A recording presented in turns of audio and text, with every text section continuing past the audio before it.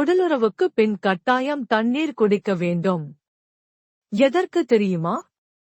பாலுறவுக்கு முன் ஆயத்தமாவதைப் போல அதற்கு பின்னும் சிலவற்றை கட்டாயம் செய்ய வேண்டும் என்று தெரிவிக்கப்படுகிறது. பாலுறவுக்கு முன் ஆயத்தமாவதைப் போல அதற்கு பின்னும் சிலவற்றை கட்டாயம் செய்ய வேண்டும் என்று தெரிவிக்கப்படுகிறது. செக்ஸ்க்கு பிறகு உடனே படுக்கையில் இருந்து எழுந்து குளியல் போட அவசியம் இல்லை. ஆனால் கழுவுவது, சிறுநீர் பாதை தொற்றுகளிலிருந்து பாதுகாத்துக் கொள்ள முடியும் வெதுவெதுப்பான நீரில் பிறப்புறுப்புகளை சுற்றி கழுவ வேண்டும். பாதுகாப்பான சோப்புகளை பயன்படுத்தினாலும் மென்மையான சருமமாக அல்லது ஏற்கனவே தொற்று இருந்தால் சோப்பு எரிச்சலை உண்டாக்கலாம். ஆண்கள் குறியை மெதுவாக இழுத்து தோலின் அடியில் கழுவ வேண்டும். தண்ணீரை பீச்சி அடிக்க வேண்டாம்.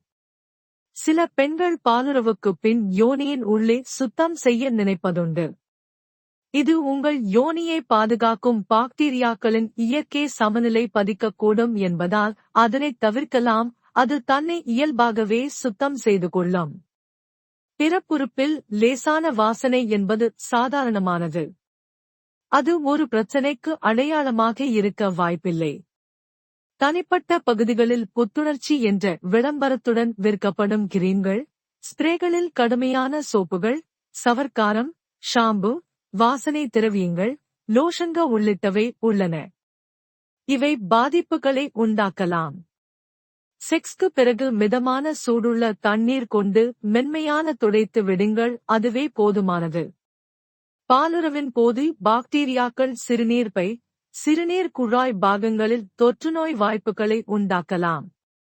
சிறுநீர் கழிக்கும் போது அந்த கிருமிகளை வெளியேற்ற முடியும் என்பதால் துணையுடன் கூடி குலவும் போது சிறுநீர் கழிப்பது நல்லது.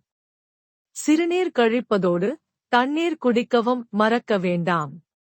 தண்ணீர் குடிக்கும்போது இன்னும் அதிகமாக சிறுநீர் கழிக்க தூண்டப்பட்டு தொற்றுநோய் பாதிக்கும் முன்னரே உடலில் இருந்து பாக்டீரியாவை வெளியேற்றிவிடலாம்.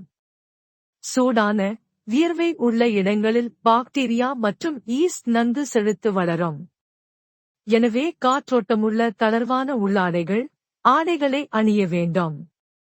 பருத்தி உள்ளாடைகளை காற்றோட்டத்தை கொடுப்பதுடன் ஈரப்பதத்தை உறிஞ்சுகின்றன. படுக்கைக்குச் செல்லும் போது உள்ளாடைகளை தவிர்ப்பதும் நல்லது. துணையின் பிறப்புறுப்பை தொடுவதன் மூலம் ஏற்படும் பாக்டீரியாவை அகற்ற சோப் மூலம் கைகளை கழுவலாம்.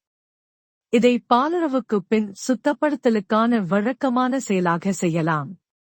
பாலியல் உபகரணங்களை உபயோகித்த பின் அவற்றில் பாக்டீரியா, வைரஸ், பூஞ்சை உள்ளிட்டவை வளரலாம் என்பதால் ஒவ்வொரு பயன்பாட்டிற்கு பிறகும் சுத்தம் செய்தல் கட்டாயம். மற்றவர்களுடன் உபகரணங்களை பகிர்ந்து கொள்வது நல்லது அல்ல.